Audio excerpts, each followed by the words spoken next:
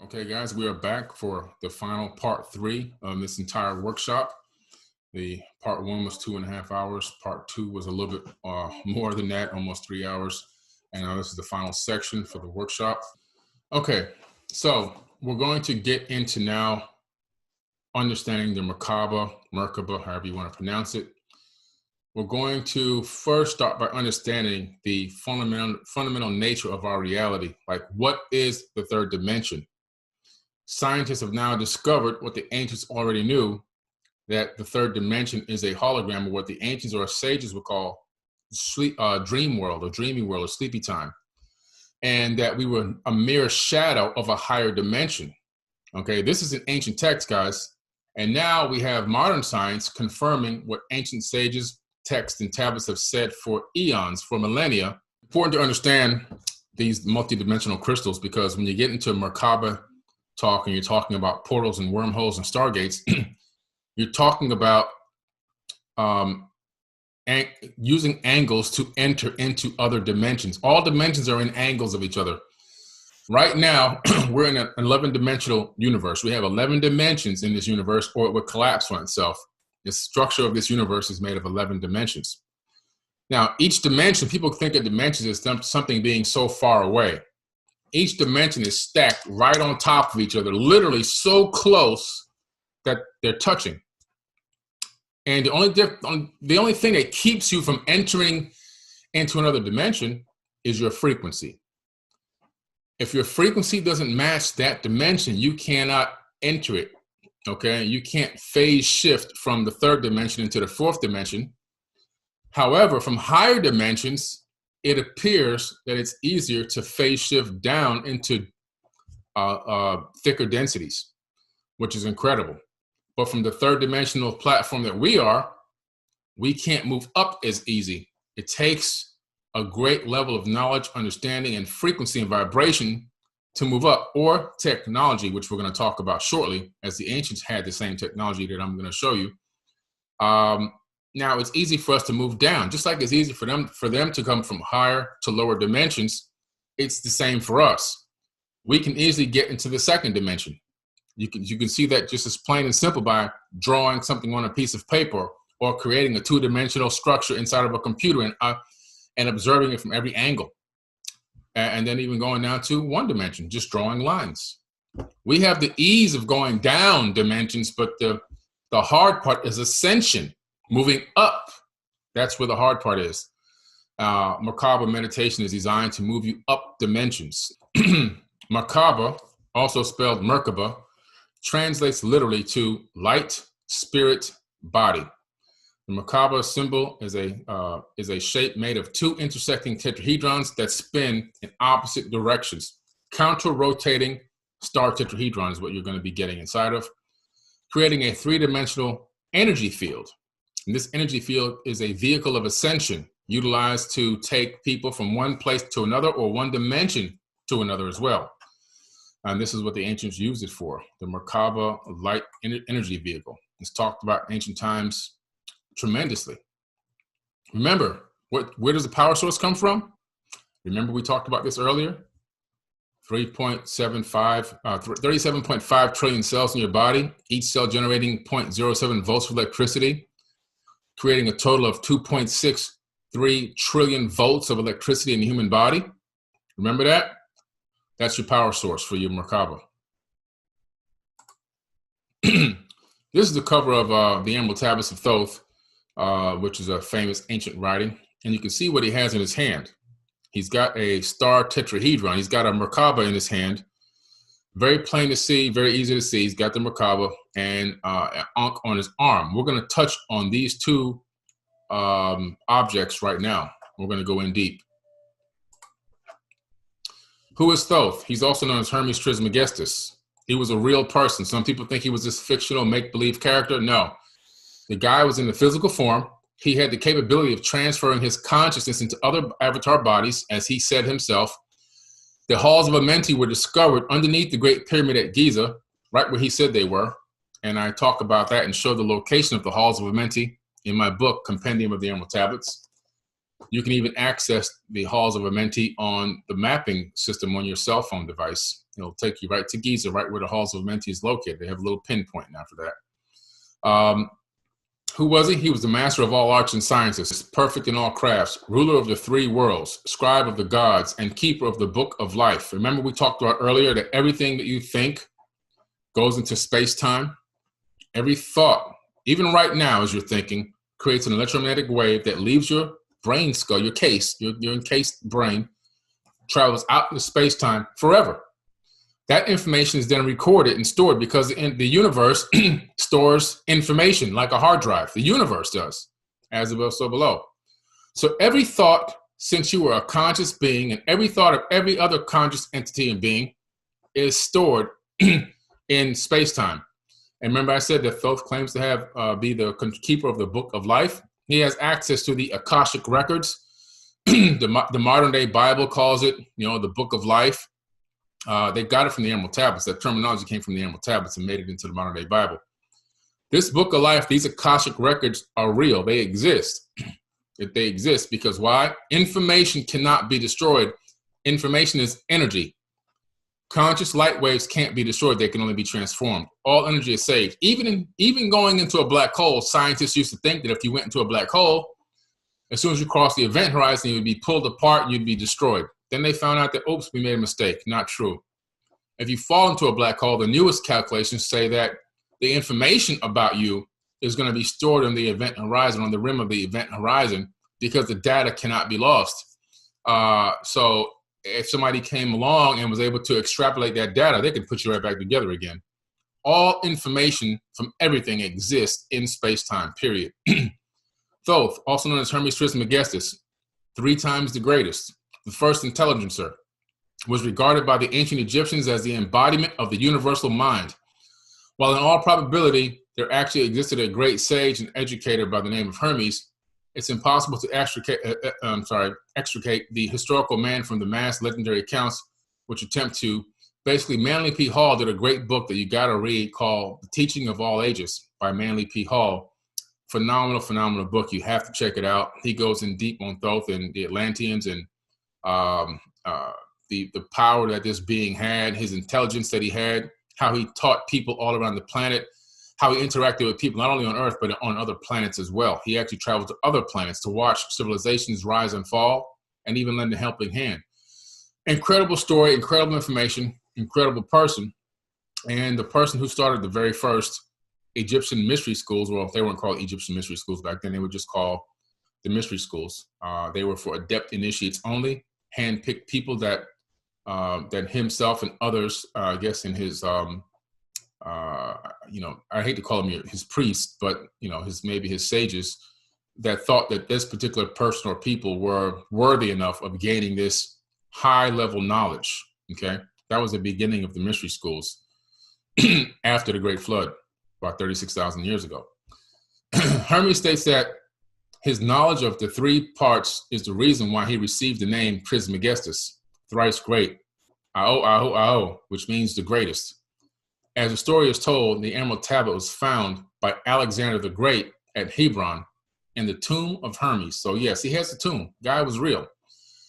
He has avatar bodies and he's exchanged his bodies many times. So when one avatar body wears out, he just transfers to another body. And this is why he's got many names all around the planet. He's known as Thoth, Tahuti, Jehudi in Africa. He's known as in the South Americas and Mesoamerica. He was known as Kukulkan, Viracocha, Lord Pakal, Quetzalcoatl. He's got all these other names. He was one of the original Teotihuacans. He left from Africa with Africans and kickstarted the whole civilization out there in Teotihuacan. Creation according to Thoth. This is important to understand the creation myth, if you want to call it that. I call it the creation reality. Because it really gives us a concept or an idea of where this star tetrahedron concept came from, this Merkaba concept came from. It comes from the original source, which is Thoth and actual creation of biological organisms, even planets, okay? So you look in here, creation according to Thoth. In the creation myth, we are introduced to astrology and the influence of the planets upon man and from which man is expected to rise above. We have dualism, a God of the heavens and one who created earth. We see the idea of man as the son or part of God. We have man being given the power of creation. You create your own reality. The idea that man has dual nature, one in heaven and one non-material, which is the solar spirit, and one physical in the world of the matter, of the body. And then you have the fall, leaving heaven to be with nature. So these are the fall. Human beings, I said it all the time, human beings are the fall. We are the fallen angels. Our spirit has descended from higher dimensions to inhabit avatar bodies in a lower density. In case and point being that we are literally fallen angels of light. What is your consciousness? It's light waves that did what?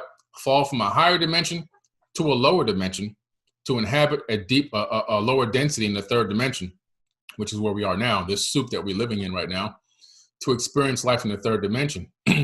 So you see, this is what the fallen angels is all about. It's not what's been told in these religious books. It's something totally different, okay? Creation according to Hermes. In the beginning was Noahs, which is also known as God in ancient texts. Noahs created a second Noahs, who became both craftsman and creates the world. Noahs too creates 7 powers and 7 spheres around what will become the earth. The spheres have control over what will be the earth. They control what we know as destiny. The 7 spheres are the moon, sun, Mercury, Venus, Mars, Jupiter, and Saturn. Here is the beginning of astrology. Noahs too sets the spheres in motion, and life begins on earth. What we're talking about here in ancient times is they're describing something that we now call in biology mitosis. Okay, so we're going to take a look at that. We have the seed of life, 6 circles surrounding the 7th. Here's a cross section of human DNA. Look familiar? Yeah, this is inside of you. This is what you're made of. You are made up of Merkaba technology, this avatar body that you're operating, and also this flower of life pattern. It emanates and permeates the entire universe and all biological entities. You can see here in the mitosis, the migration from a single sphere to multiple spheres and how they organize themselves into this pattern here, the flower of life pattern eventually, which houses a 64 grid tetrahedron, which we're going to talk about. What is the light language? An explanation of light language by Yvonne Perry. Light language symbols on drum light is information that contains the codes of creation. Remember what we talked about in the first half of this workshop, that lights create photonic light and radiation, which is also a form of light, create physical matter, create physical reality. Geometry is the foundational structure for art, science, music, and architecture. Its images, codes, and shapes are found in DNA, crystals, atoms, mandalas, hieroglyphs, and pyramids. The language of light is a sacred geometry produced by vibration. Light language is a powerful sacred gift, that purposeful expression of love from the Creator, okay? So this is what we're talking about, tapping into this Mer-Ka-Ba light frequency energy and utilizing it to help manifest, utilizing it to guide us, utilizing it to get into deeper meditations, and also even utilizing it to understand how to exercise the power that's already inside of us. And it operates off of these specific frequencies called cymatics. Hollywood has hid the Tesseract in plain sight for decades. It's been called the Cosmic Cube, the Hypercube, as it appeared in Avengers Infinity War, Captain America, The First Avenger, A Wrinkle in Time, Iron Man 2, X-Men, The Matrix, Thor, The Avengers Interstellar, Thor, The Dark World Prelude, Transformers. They even call one of the characters in Transformers Megatron, even though it's really Metatron's cube, and many more. The Tesseract more recently debuted in A Wrinkle of Time, also known as the Cosmic Cube. It is an enchanted object of unparalleled power. Metatron was originally born human and elevated to archangel by God for his services as a scribe. Foremost communicator between humans and the divine, he is best known for his cube. To understand the meaning of sacred geometry symbols, Metatron's cube is based on a deceptively simple pattern called the fruit of life, which is 13 connected circles, which is concealed in the ancient flower of life inscribed on the walls of the Osirian temple of Abydos. The flower of life, which is a specific regular repeating pattern of circles rotating around a central point, contains a vast Akashic system of information. Vast Akashic system of information. That flower of life grid you just saw is what's responsible for storing all of the light waves that come out of your mind, including templates for the 5 platonic solids, key sacred shapes, which are the building blocks of creation, and so on. The sacred geometric shapes form life. Life begins as an oval or a sphere, becomes a tetrahedron, then a star tetrahedron, a cube, another sphere, and then finally it becomes a torus. Metatron, the Metatron cube, also known as the Ark of the Covenant, to me. In my opinion, Metatron's cube is the Ark of the Covenant. It was inside the box that fit inside the box inside the Grand Gallery at the Great Pyramid at Giza. And that's my own personal theory. These are all the same thing. So we're walking around with a Merkaba around us right now, and we don't even know it. There's a Taurus energy field coming out of us, which we saw earlier. The Sri Yantra represents the same field. The Merkaba is also a part of the Vitruvian man system you see here. And then your aura that you're walking around with, automatically, we already have this energy source, but we're not tapping into it, okay? We're not really tapping into it. Now, this source opens up stargates to other dimensions and even to other areas in regular space-time. Nikola Tesla knew this, and he figured it out. And he knew that the connection between the Merkaba, the connection between understanding the fabric of space-time itself had to do with these specific numbers, 3, 6, and 9. And it takes us into vortex-based mathematics a little bit. These math synchronicities create sacred geometrical structures that not only allow a Merkaba to exist, but even allow stargates and portals to be accessed by it. This is what you're looking at, okay? So let's move on to the next, toroidal energy flow, which is the toroidal energy as above, so below.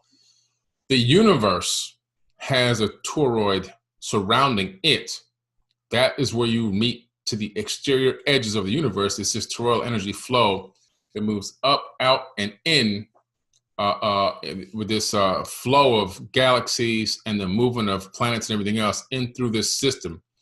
The same thing happens down to on the avatar body level. You have this same exact flow happening coming out of your heart and then encompassing about 12 feet away from your body. Some people can project up to even 20 feet away, creating this toroidal energy field. We see this field on everything. This is what you really look like. That is, if you could see the energy field that surrounds your body.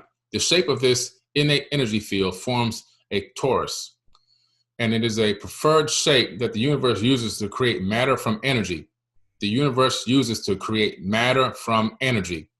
Take a look at the picture and observe the similarities of structure in the tree, orange, tomato, dividing cells, the Earth's magnetic belts, and the shape of the galaxies themselves. You see here, the Merkaba and this star tetrahedron is prevalent throughout the entire universe. This energy field, this source energy, this star tetrahedron that creates this flow, this toroidal flow, exists everywhere and virtually in almost everything. We talked about this earlier, the toroidal structure of the human energy field being mapped out. This is by the Institute of Heart Math. Your field is your, is what you're going to get into. Really, your star tetrahedron operates within that field, and it can even interact with others as well, as we talked about earlier in the workshop. So let's look here. History has talked about the Merkaba mostly as a vehicle that allows a person to ascend or descend into the higher or lower worlds. But actually, the Merkaba is much more than just a vehicle of ascension. It can be really anything, okay? It can be anything, since it is a primal pattern that created all things in all universes, both visible and invisible. In the Bible, there is a reference to Ezekiel and the wheels by which Ezekiel ascended into heaven.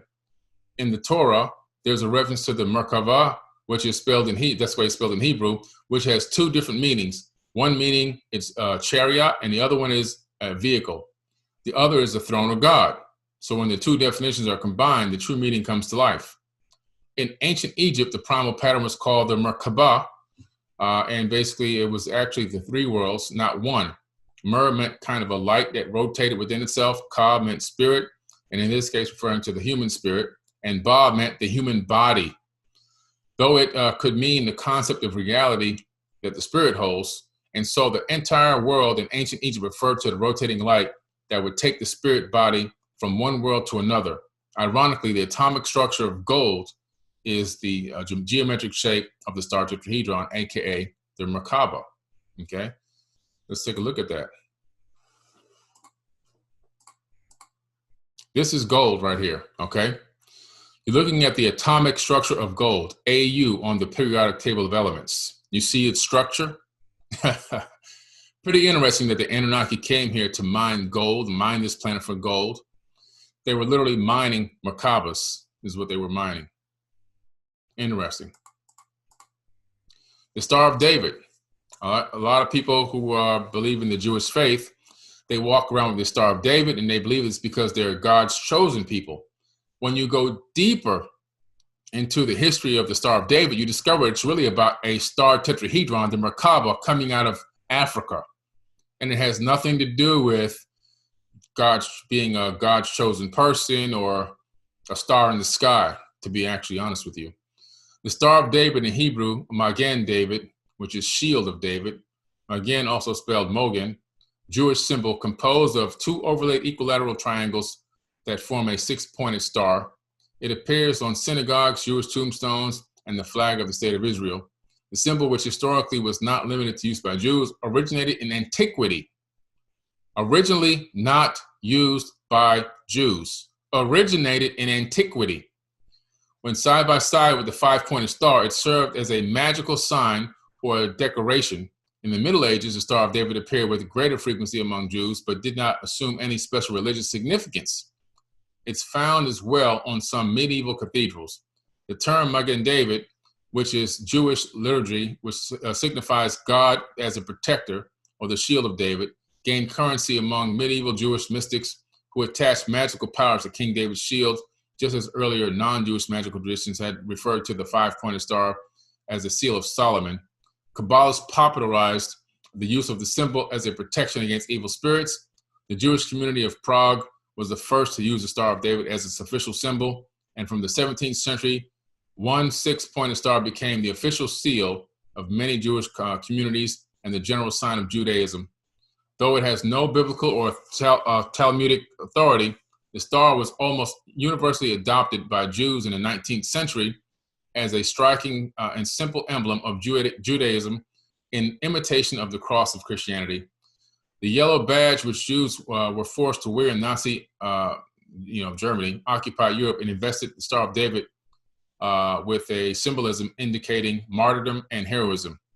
So you see, this evolved over time. It started off as a Merkaba star tetrahedron, vehicle of ascension, an energy field that allowed you to transform or travel from one dimension or one place consciously to another.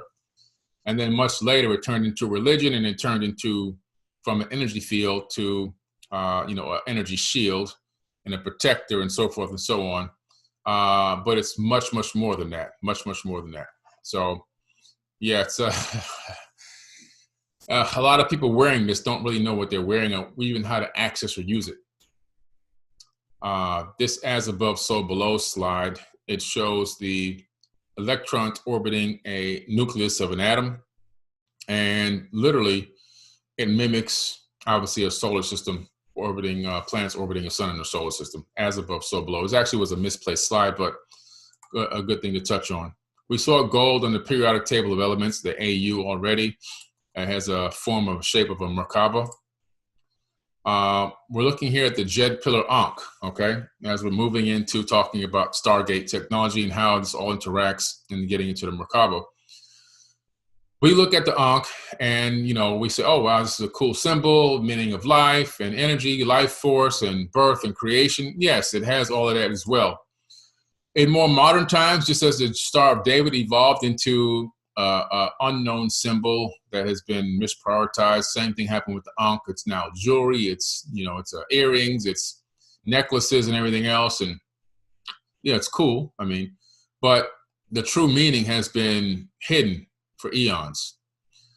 It has several meanings, actually. So here's the Ankh, the Kemetic womb of mankind, representing the uterus. So you see the uterus, the womb of life, the sunset and the sunrise, the fallopian tubes, the vaginal canals, which is a portal of life, okay? This is one representation of the Ankh that it has, one purpose that it actually has, and one meaning that it has. Here's evidence of technology in ancient past. You see a jed pillar holding up what looks like to be a light bulb. This is wireless electricity that existed. You see the Ankh and a jed pillar inside the Ankh in the middle, where you have a J magnet. You have large induction coils. You have copper windings on the shaft. You have a bar magnet. And, you have the steel tube, which increases the intensity of the current. And this is technology. If you look here to the lower left, you'll see jed pillars, and you'll see a jed pillar and an Ankh and a staff here from ancient Egypt. And on the right, you see again in Pakistan. You see it, in other places around the world as well. This Nikola Tesla only rediscovered these Tesla coils, and he rediscovered them and reinvented them, or I guess recreated them from ancient information that he probably was privy to or had access to, okay? This is the Nikola Tesla electrical oscillator, and this is the Egyptian Ankh with the jed pillar inside. And the reason why this is important is because in order to walk through stargates and portals, the elite of the elite, the gods of old, the ancient Atlanteans, the Anunnaki, each of them had their own jed pillar Ankh that was set to oscillate at a frequency of a harmonic resonance of their own DNA. And so that was the key code to walk through the portal. If this didn't resonate at your specific DNA, resonate with the Ankh, the jed pillar Ankh, when you walked into the portal, it would destroy you. You would die. You wouldn't even be able to get to the end point, to your destination, okay? Nikola Tesla rediscovered the power of the jed pillar Ankh. These oscillators are expressly intended to operate on direct and alternating lighting circuits and to generate damped and undamped oscillations or current of any frequency, volume and tension within the widest limits. They are compact, self-contained, and require no care for long periods of time, and will be found very convenient and useful for various purposes such as wireless telegraphy, telephony, conversion of electrical energy, formation of chemical compounds through fusion and combination, synthesis of gases, manufacture of ozone, lighting, welding, municipal, hospital, and domestic sanitation and sterilization, and numerous other applications in scientific laboratories and industrial situations and institutions. While these transformers have never been described before, the general principles underlying them were fully set forth in Nikola Tesla's published articles and patents, more particularly those of September 22nd, 1896. And it is thought that that in independent photographs and it is thought, therefore, that the appended photographs of a few types, together with a short explanation, will convey all information that they may be desired. The essential part of such an oscillator are a condenser, a self-induction coil for charging the same to a high potential, a circuit controller, and a transformer which is energized by the oscillatory. This charges of the condenser, and there are at least 3, by the way, but usually 4, 5, or 6 circuits in tune with the regulation and its effect in several ways, most frequently merely by means of adjusting the screw under favorable conditions. And efficiency as high as 85% is attainable. And that is to say that the percentage of the energy supplied can be recovered in the secondary transformer. That would be probably the gate would communicate with the frequency and allow you through.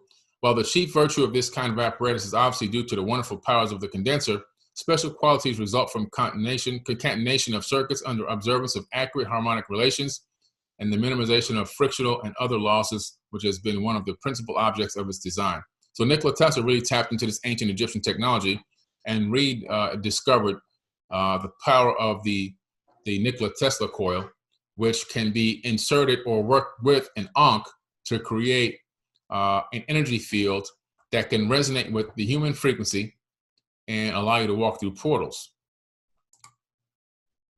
The jed symbol is also sometimes viewed as a pillar supporting the sky. The Djed symbol is also used as a ceremony called raising the Djed. The ceremony is meant to represent Osiris' triumph over Set. During the ceremony, the pharaoh uses a rope to raise a pillar, which with the assistance of the priests. The Djed also has been used as an amulet placed near the spines of mummified bodies and the image painted over their coffin. Numerous hieroglyphic inscriptions and architectural structures integrate the Djed, therefore hinting at its great importance and sacredness for the ancient Egyptians.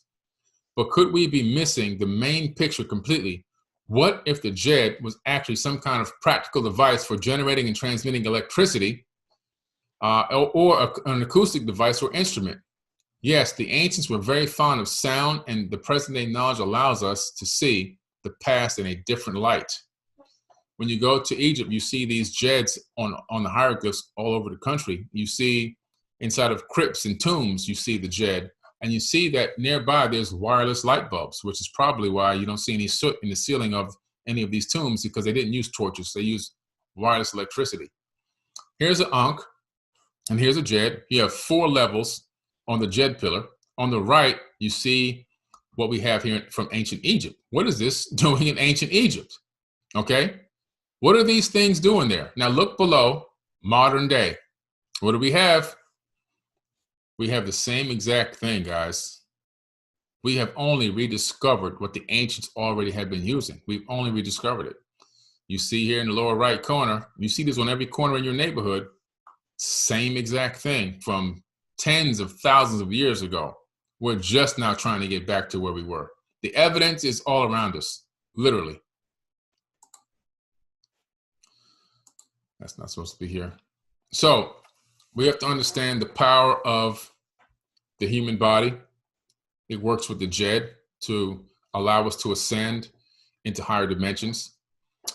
The Hebrew language itself is structured in a way that is numeric, and it's also building blocks. So Yahweh or Yahweh, depending on how you want to pronounce it, also translated into Jehovah or Jehovah for the average English mind. Not only does the Yahweh in Hebrew, when stacked vertically, create the basic layout of a human: head, shoulders, and 2 arms, torso, and hips, and 2 legs. The numerical value of Yahweh adds up to create our 46 human chromosomes. It's read from left to right and pronounced Yod, which is fire, He, water, Vav, air, and He, earth, the 4 main elements of our planet. The 5th is disputed in the Platonic solids as ether or aether, universe, and in Asian and Eastern philosophy as metal, Allah, meaning arm, leg, arm, and head. You have to wake up to your God self. This is how we were structured and built for, based off of cymatic frequencies, and understanding these frequencies and how to speak them the proper way will energize you and energize your Merkaba as well. The human avatar body are pretty much built of a lattice of 12 carbon-12 isotope, which is built from 6 protons, 6 electrons, and 6 neutrons. The isotope of carbon accounts for 99% of all forms of carbon. It is the isotope of which carbon-12 consists of 6 electrons, 6 protons, and 6 neutrons, 666. After oxygen, the most abundant element in the human body is carbon-12. On cremation, the body returns to its carbon-12 state after all gases like oxygen, helium, hydrogen are released. Carbon-12 is one of the 5 elements that make up human DNA. Carbon-12 is the most crucial isotope needed to create a living biology. And this is exactly what the writer of Revelation was referring to when he said that 666 was the number of a man. That's carbon-12. The ancients knew about atoms and quantum physics, and carbon-12 is the basis of the physical body, as we link that, and it's also the link that ties man to the physical universe. So don't be afraid of the 666. The carbon-12 isotopes, the lattice of carbon inside the body, the Djed pillar Ankh, the understanding that the torus energy field exists around our body are all components needed to create this Merkaba light vehicle, to get it to access it and actually make it move. So the DNA is composed of 4 elements of hydrogen, nitrogen, oxygen, carbon, and when put together, you get the form YHWG in carbon, which is made us a physical and earthly being. When carbon is replaced with nitrogen, we have all the colorless, odorless, and invisible gases. They form the letters YH. So you're talking about the name of God, the name of the creator, whatever the name of the universal consciousness is actually encoded into the DNA of a human being, okay, of a Homo sapien. Pretty interesting stuff, guys. You see here, this model, this is a planetary model that we've discovered that permeates virtually the entire universe. When you look at these points where the star tetrahedron touches the inside of any of these moons or planets, you see upwellings of energy coming from the inside, okay? Now, this same energy pattern surrounds the human avatar body as well. This is your Merkaba that you already have. Physics and scientists are just now rediscovering what the ancients already knew. This same power, this same energy is already inside of us. Hey everybody, it's Billy Carson, also known as Forbidden Knowledge. I want to talk to you about a very special event coming up July 30th, 2023, the Forbidden Conscious Awards.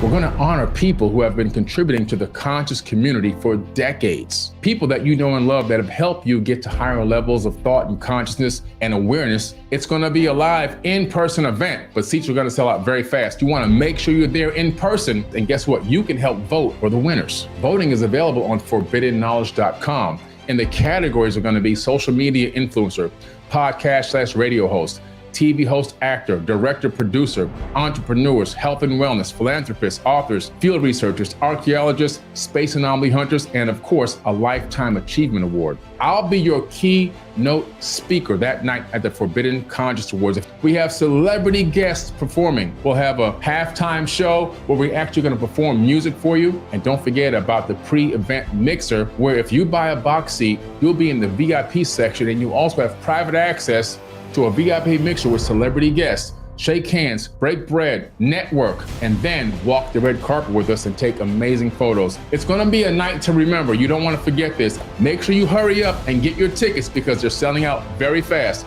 I wanna see you there. Forbidden Conscious Awards 2023.